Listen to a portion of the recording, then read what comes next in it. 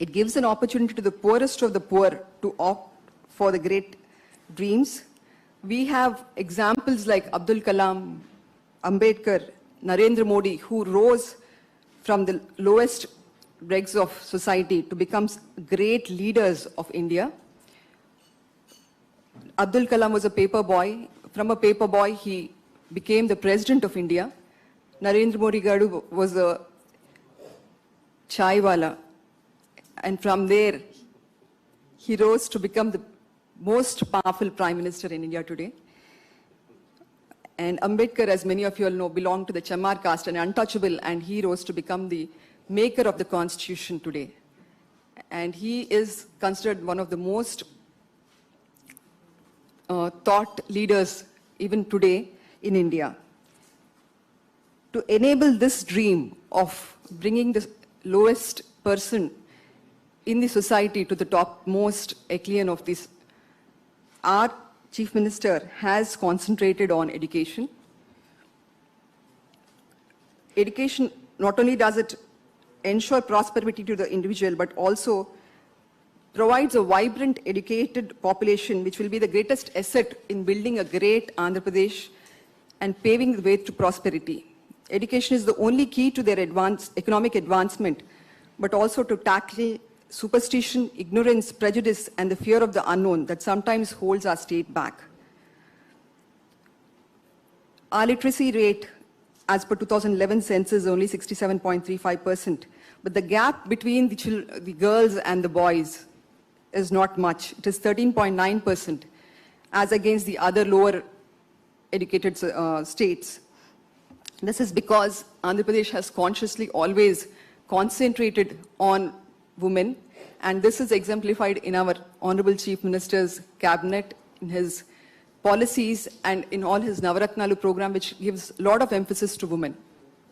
Let us not forget that Ambedkar said that the progress of a state can only be decided by the way the women are in the society, women are treated in the society. And I think this is an indicator that in Andhra, sir? Sorry, sir. Sir. So that's the last thing I'll want, sir. No, thank you. Sir. So I'll just go back to this thing, sir. On an average, sir, last few years, around 2,000 crores was released per year. For the first time last year, we have released, sir, you have released 4,207 crores for 18 lakh students, sir. This was against last year's 2018-19, 16, 87 crores. That is 149% higher than what it was in 2018-19. This year, sir, you will be releasing 10,88,439 students, 671 crores, which is the first part of the RTF this year. This is around 2,685 crores, sir, and that covers around 3,787 colleges, sir. So to your credit, sir, you have changed the whole way the reimbursement of tuition fee works out. You have moved earlier the accounts used to go into the principal's, the institution's account. You changed it to the mother's account. There's an increase in the scholarship amount. You made it, you ensured that the fees for everybody was covered. You release the reimbursement in the same year for which it is due. Generally, the academic year used to finish and then we used to release, but it was not like that with you. And you also issued a GO through GOMS number 64/611/20. You assured the parents need not pay till the government reimburses the whole amount. So the not collect any fees. Then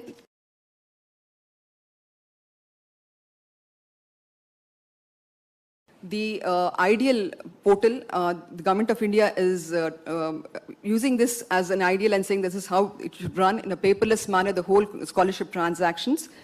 While you have assured that all the eligible are covered, you have also ensured that the ineligible are not covered. We have now through paperless kind of inquiry through RTGS and CFMS, we have removed some 8,000 employees and who have, though they were are not eligible, they have managed to get the income certificate. This is a really good program, sir. Education is and always will be the most important parameter for an indicator of the economy, sir, and in the future also. So I thank you for giving this opportunity, and I request a small video to be played, sir. Thank you.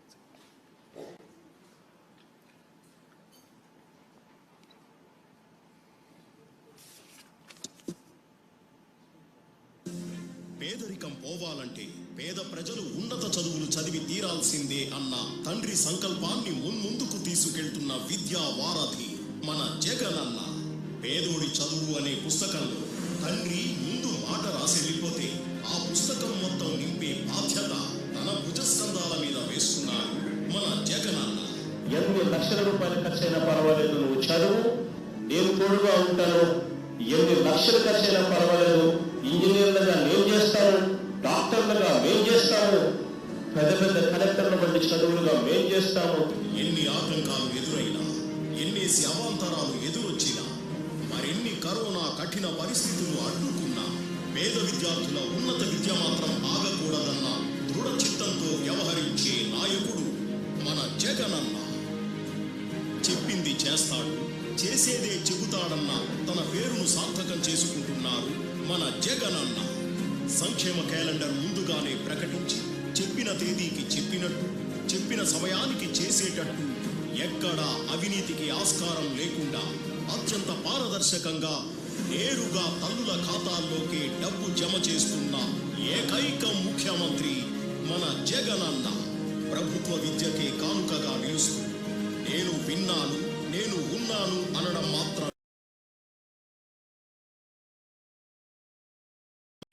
ముఖ్యమంత్రి మన Jagananna.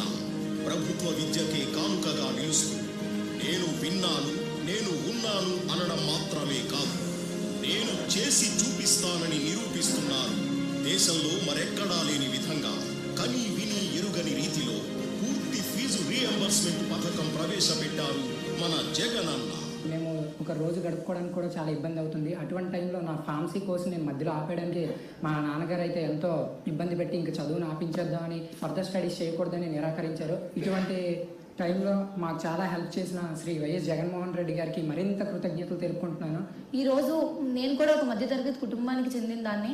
First ఇయర్లో నన్ను చదివించడానికి ఎంతో ఇబ్బంది పడ్డారు. కానీ ఆయన మొదలుపెట్టిన ఆ రోజు నుంచి ఈ రోజు వరకు కూడా మా ఇంట్లో ఏ బెంగ వెదుడు లేకుండా నన్ను చక్కగా కాలేజీకి పంపిస్తున్నారు.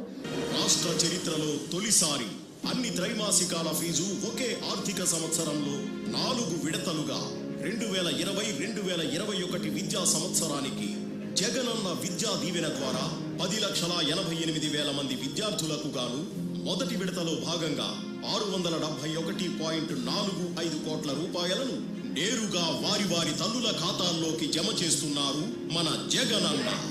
డబ్బు జమ చేసిన వారం రోజులలోగా ఆయా విద్యార్థుల ఫీజులను వారి వారి కాలేజీలకు చెల్లించేలా ఆదేశాలు జారీ చేస్తున్నారు. సకాలంలో ఫీజు చెల్లింపుల వల్ల కాలేజీల్లో జవాబుదారీతనం పెంచేలా, తల్లిదండ్రుల పాత్రకు మరింత విలువ వచ్చేలా, విద్యార్థులకు ఎలాంటి అసౌకర్యం ఎదురైనా 1902 అనే టోల్ ఫ్రీ నెంబర్కి ఫోన్ చేసిన వెంటనే ప్రభుత్వమే దగ్గరుండి సమస్యను పరిష్కరించేలా చూస్తున్నారు మన జగనన్న. ఇలా ఏ ఒక్క వసతి సదుపాయం వదిలిపెట్టకుండా జగనన్న వసతి దీవెన ద్వారా ప్రతి పేద విద్యార్థికి ఓ సమున్నత విద్యావరంలా మారి ప్రభుత్వ విద్యలోనే సంచలనాత్మక నిర్ణయాలను తీసుకుంటూ ముందుకు దూసుకెళ్తున్నారు మన జగనన్న. నేటి విద్యార్థే రేపటి పౌరుడు. ఆ రేపటి పౌరుడి విద్యకు విలువనిచ్చేవాడే అసలు సిసలైన నాయకుడు. అలాంటి అసలైన నాయకుడే మన ముఖ్యమంత్రి జగనన్న.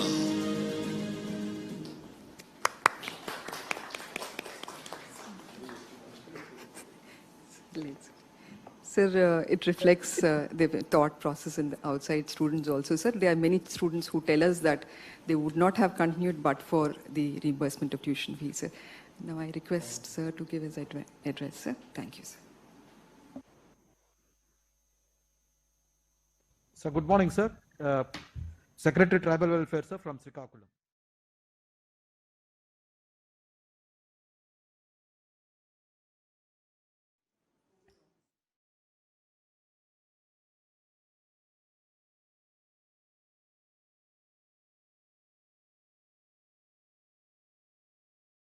లేరని చెప్పి ఇక్కడ లేవు కాబట్టి వీడియో కాన్ఫరెన్స్ ద్వారా పార్టిసిపేట్ చేస్తున్నారని చెప్తున్నారా?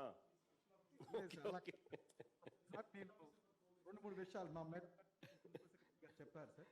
ఓకే కాదు తీసుకున్నప్పుడు అంటే ఈ ఆర్టీఎఫ్ అనే అమౌంట్ని తల్లుల అకౌంట్స్కి వెయ్యాలి అని మీరు సమీక్షలు మాకు చెప్పినప్పుడు నేను అక్కడ సమీక్షలో భాగంగా నేను ఉన్నాను sir.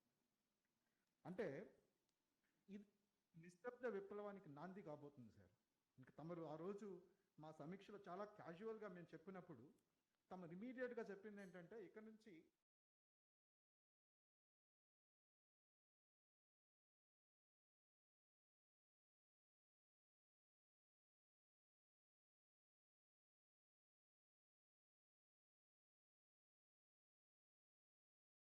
to mothers accounts, midday meal scheme, menu finalization la kani, toilet maintenance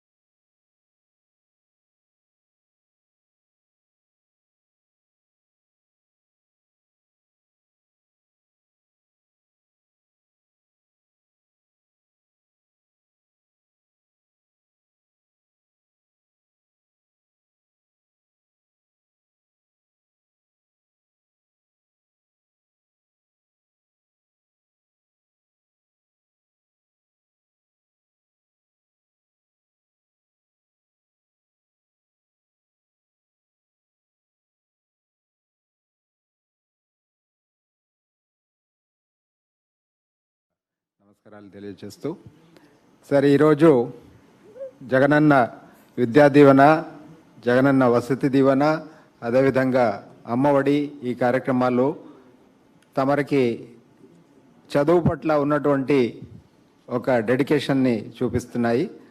దాంట్లో భాగంగా అత్యధికంగా మనకి ఈ నంబర్ ఆఫ్ బెనిఫిషరీస్ కవర్ అవుతున్నటువంటి ఒక డిపార్ట్మెంటు వెనకబడినటువంటి తరగతుల డిపార్ట్మెంటు ఈ బీసీ వెల్ఫేర్ డిపార్ట్మెంట్ ద్వారా సార్ తమరు 7,61,755 మందికి విద్యార్థులకి ఈరోజు సహాయం చేకూరుస్తున్నాము. ఈ జగనన్న విద్యా దీవెన ద్వారా 486.92 కోట్లు ఈరోజు దీని BC corporation BC welfare department ద్వారా జరుగుతున్నాయి సార్. దీంట్లో బీసీ, ఈబీసీ, కాపు అన్నీ కూడా కలిసి ఉన్నాయి సార్. తమరి ఆదేశాల మేరకు బీసీలో కూడా ఉన్నటువంటి 56 ముఖ్య కులాలు ఏబిడిఈ దాంట్లో ఉన్నటువంటి డివిజన్ ప్రకారంగా ప్రతి ఒక కులానికి సమాన్యాయం చేకూర్చుతూ వాళ్ళందరికీ కూడా ఆయా కార్పొరేషన్స్ ద్వారా ఈ నిధుల్ని విడుదల చేయడం అనేది జరుగుతుంది సార్. ఈ అవకాశం ఇచ్చిన అందరికీ మీకు పర్టికులర్గా ధన్యవాదాలు తెలియజేస్తున్నాను. Sir, I request to give your thing, sir. BCs, I think, పెద్దపీట పెట్టింది మీ ఫాదరు మీరు కలిపి sir. I was BC welfare commissioner sir. First time saturate చేశారు. మీరేమో ఈబీసీస్ అందరూ కలిపి అందరినీ సమానంగా చూసుకుంటున్నారు sir. Thank you sir.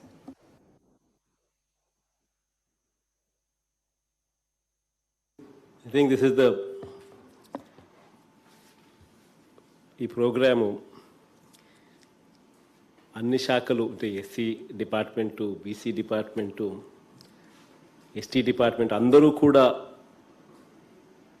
Own చేసుకుని అందరి జీవితాలు కూడా బాగుపడతా ఉన్నాయని చెప్పి బాహాటంగా ప్రతి సెక్రటరీ కూడా సంతోషంగా చెప్పే, ప్రతి మినిస్టరు ప్రతి సెక్రటరీ కూడా సంతోషంగా ఓన్ చేసుకొని చెప్పే గొప్ప కార్యక్రమం ఈ కార్యక్రమం. నిజంగా ఈ కార్యక్రమంలో పాలు పంచుకోవడం, ఈ కార్యక్రమం దేవుడు దయతో ఇంత గొప్పగా నా ద్వారా జరగడం దేవుడు నాకు ఇచ్చిన గొప్ప అదృష్టంగా భావిస్తూ ఉన్నాను. నిజంగా ఇంత మంచి కార్యక్రమం ఏప్రిల్ మాసంలో మొట్టమొదటి కార్యక్రమంగా చేయడం కూడా చాలా సంతోషాన్ని ఇస్తూ ఉంది. ఈ నెల 14న ఇటీవలే బాబాసాహెబ్ అంబేద్కర్ గారి జయంతిని కూడా జరుపుకున్నాం. భారత రాజ్యాంగాన్ని రాసిన కమిటీకి అధ్యక్షులు అంబేద్కర్ గారు. ఒక పేద కుటుంబంలో, ఒక దళిత కుటుంబంలో, అప్పటి సమాజంలో చదవటానికి కూడా వీల్లేని కుటుంబంలో పుట్టిన ఒక ఆయన ఎలా ఎదిగాడు అన్నది, చివరకు రాజ్యాంగాన్ని ఎలా రాశాడు అన్నది మన కళ్ళ ముందరనే కనిపించిన సత్యం. ఈ పరిస్థితి, ఈ మాటలు ఎందుకు చెప్పాల్సి వస్తూ ఉందేనంటే, చదువుతోనే మన జీవితాల రూపురేఖలు మారుతాయి.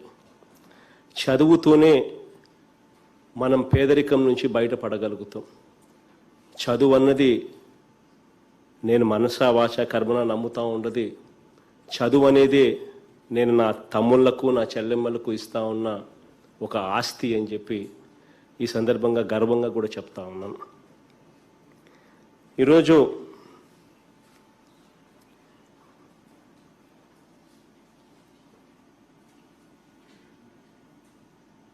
పదహైదు సంవత్సరాలకు 10వ తరగతి పూర్తి చేసుకుంటారు. 17 ఏళ్లకు ఇంటర్మీడియట్ పూర్తవుతుంది. 20-21 సంవత్సరాల మధ్య డిగ్రీ కూడా పూర్తి చేసుకుంటారు.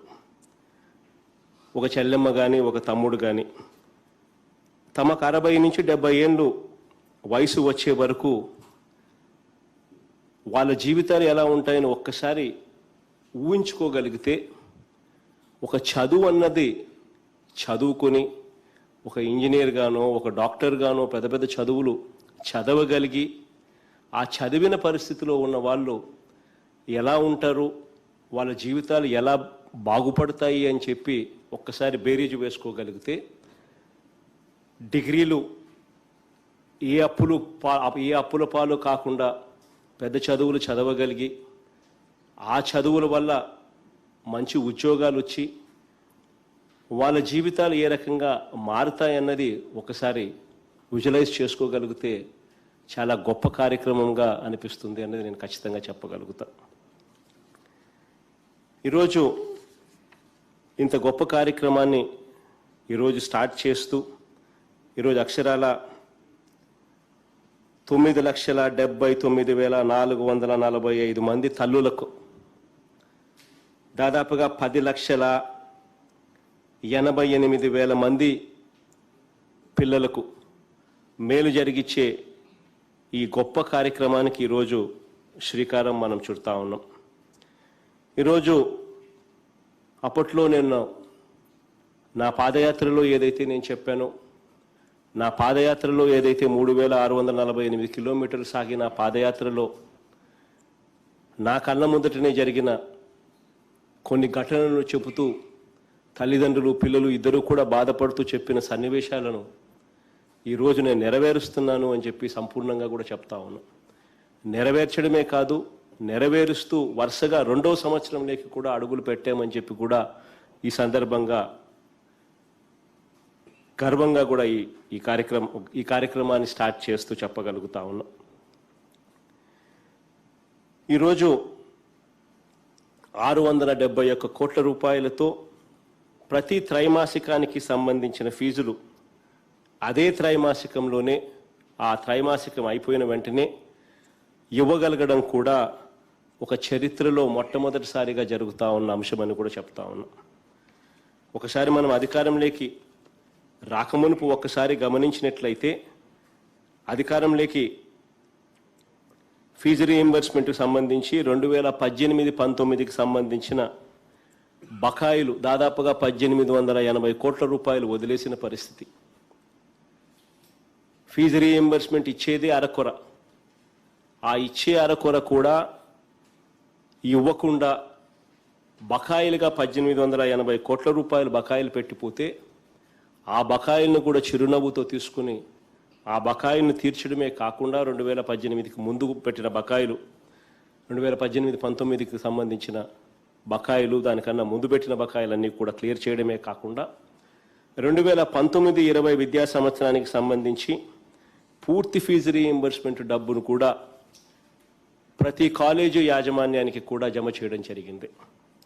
మొత్తంగా 4,208 కోట్ల రూపాయలు నేరేడు సంవత్సరం పూర్తిగా కాలేజీ యాజమాన్యాలకు చెల్లించి పూర్తిగా బకాయిలు అనేవి ఎక్కడా కూడా లేకుండా చేశాం. మరి ఈ విద్యా సంవత్సరం కోవిడ్ కారణంగా డిసెంబర్లో కాలేజీలన్నీ కూడా స్టార్ట్ అయిన పరిస్థితులు మనకు అందరికీ కూడా తెలిసిన విషయమే. ఈ త్రైమాసికానికి డిసెంబర్లో మొదలైంది.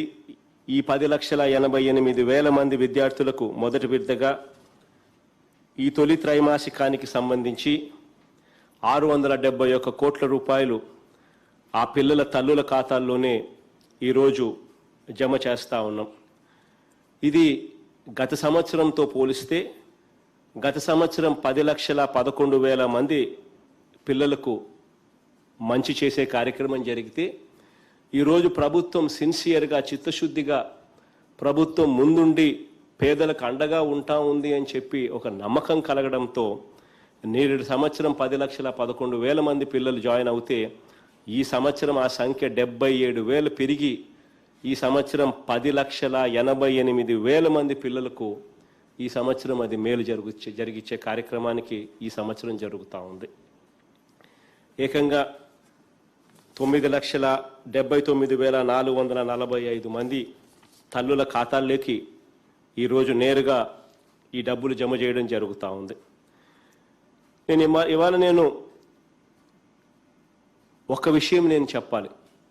ఎందుకనంటే తల్లుల ఖాతాల్లోకే ఈ డబ్బులు ఈ సంవత్సరం నుంచి స్టార్ట్ చేస్తూ తల్లుల ఖాతాల్లోకే డబ్బులు జమ ఎందుకు వేస్తున్నామనంటే ఇంతవరకు గత ప్రభుత్వాలు ఎప్పుడూ కూడా బకాయిలు పెట్టుకుంటూ వచ్చేటివి. కాబట్టి ఏ ప్రభుత్వానికి కూడా తల్లుల ఖాతాల్లోకి నేరుగా డబ్బులు వేసే ధైర్యం కూడా ఏ ప్రభుత్వానికి ఉండేది కాదు. ఎందుకనంటే ఇది ఒక రెస్పాన్సిబిలిటీ తీసుకుంటా ఉంది ప్రభుత్వం.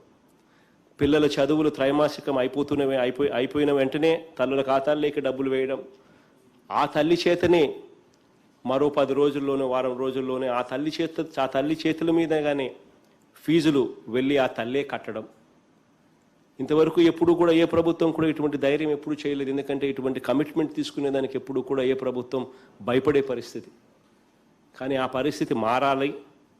ప్రభుత్వం తోడుగా ఉంది అన్న భావన తల్లులకు ఉండాలి, పిల్లలకు ఉండాలి, కాలేజీ యాజమాన్యాలకు ఉండాలి అనే ఉద్దేశంతో ఏకంగా ఆ పరిస్థితిని పూర్తిగా మారుస్తూ ప్రతి త్రైమాసికం అయిపోయే లోపల ఖచ్చితంగా తల్లుల ఖాతాల్లోకి డబ్బులు వేయడం, అదే తల్లి ఆ డబ్బులు అందిన వారం 10 రోజుల్లో అదే తల్లి కాలేజీకి వెళ్ళి కాలేజీ ఫీజులు ఆ తల్లే కడితే ఆ కాలేజీ జవాబుదారీతనం పెరుగుతుంది.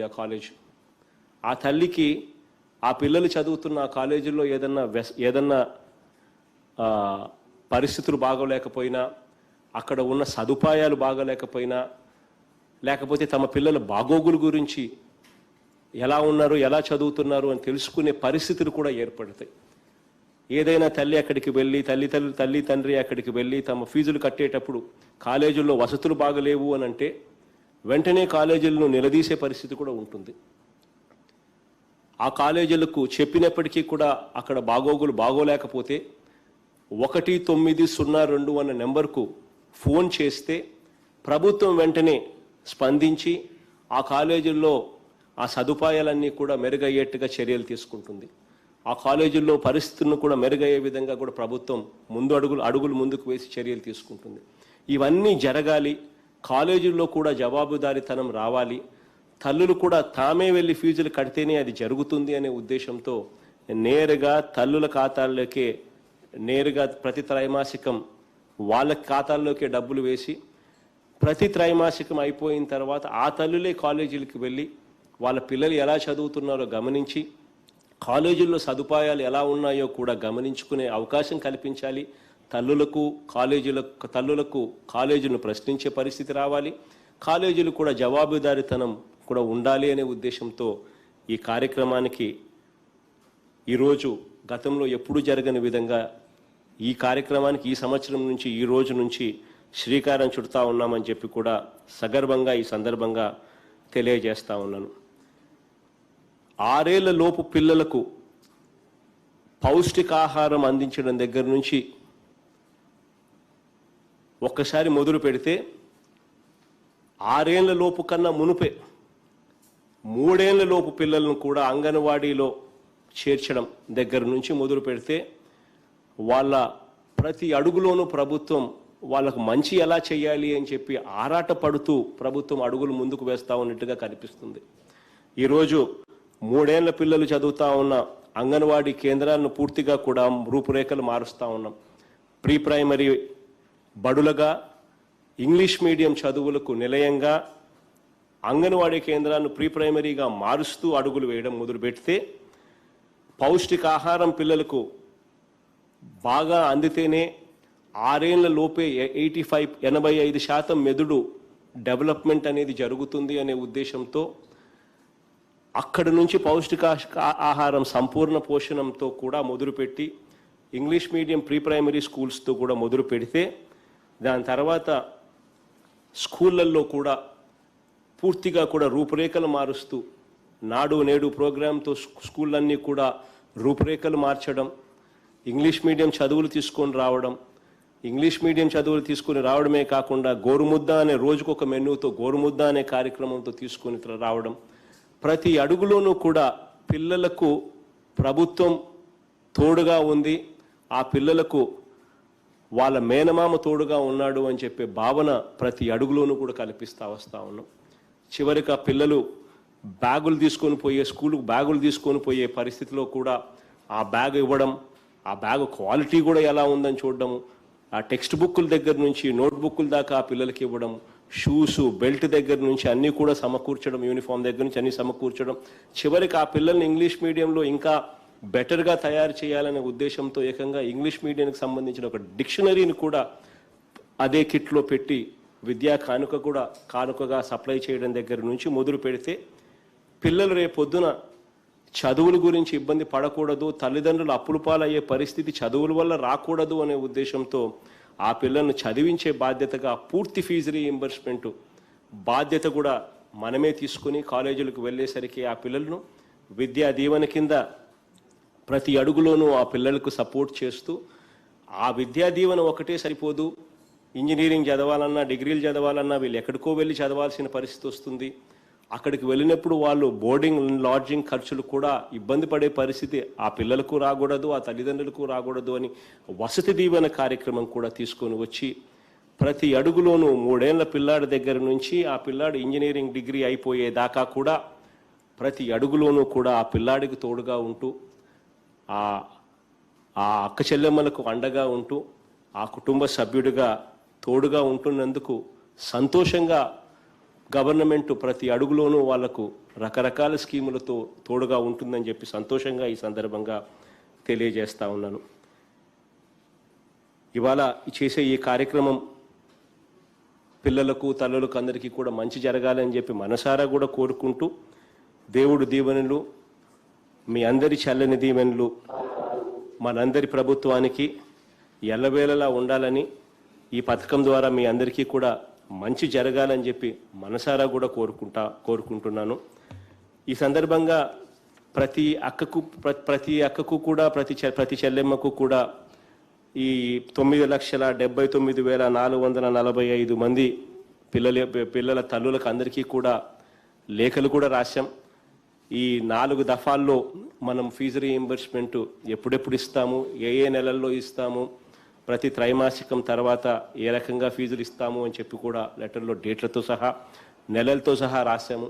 తర్వాత వసతి దీవెన కూడా ఎప్పుడు ఏ నెలల్లో ఇస్తామని కూడా అది కూడా క్లియర్ కట్గా లెటర్లో రాశాము. ఏప్రిల్లో 1 నెల, డిసెంబర్లో 1 నెల అని చెప్పి అది కూడా రాయడం కూడా జరిగింది. కాలేజీలకు వెళ్ళి మీరు ఏదైనా ఇబ్బందులు పడితే 1902 నెంబర్కు కూడా ఫోన్ చేస్తే ఏ రకంగా ప్రభుత్వం తోడుగా ఉంటుందని చెప్పి కూడా ఆ లేఖలో కూడా రాయడం జరిగింది. ఈ ఫీజు రీయింబర్స్మెంట్కి సంబంధించి ఎవరికైనా కూడా ఎక్కడైనా కూడా ఏదైనా ప్రాబ్లం ఏదైనా ఉండి ఏదైనా పలాని వాళ్ళకి ఎక్కడైనా కూడా ఏదైనా అన్ని రకాలుగా అర్హత ఉండి కూడా పొరపాటున ఏదైనా మిస్ అయిపోయింది అని చెప్పి ఎక్కడన్నా ఎవరికైనా అనిపిస్తే దయచేసి ఎవరు కూడా గాబరా పడవలసిన పని లేదు. అందరూ ఎవరైనా కూడా 1902 నెంబర్కు ఫోన్ చేస్తే వాళ్ళకు కూడా ఏదైనా పొరపాటున, నాకు తెలిసి ఎక్కడా కూడా మిస్ అయ్యిండదు. ఎక్కడైనా పొరపాటున కూడా ఏదైనా జరిగింటే కూడా దాన్ని కూడా రిపేర్ చేస్తామని కూడా ఈ సందర్భంగా కూడా అందరికీ తెలియజేస్తూ, మీ అందరికీ కూడా మంచి జరగాలని మనసారా కోరుకుంటూ, దేవుడి దయ మీ అందరి చల్లని దీవెనలు ఎల్లవేళలా ఆశిస్తూ కోరుకుంటూ ఈ కార్యక్రమాన్ని ప్రారంభిస్తామన్నాం.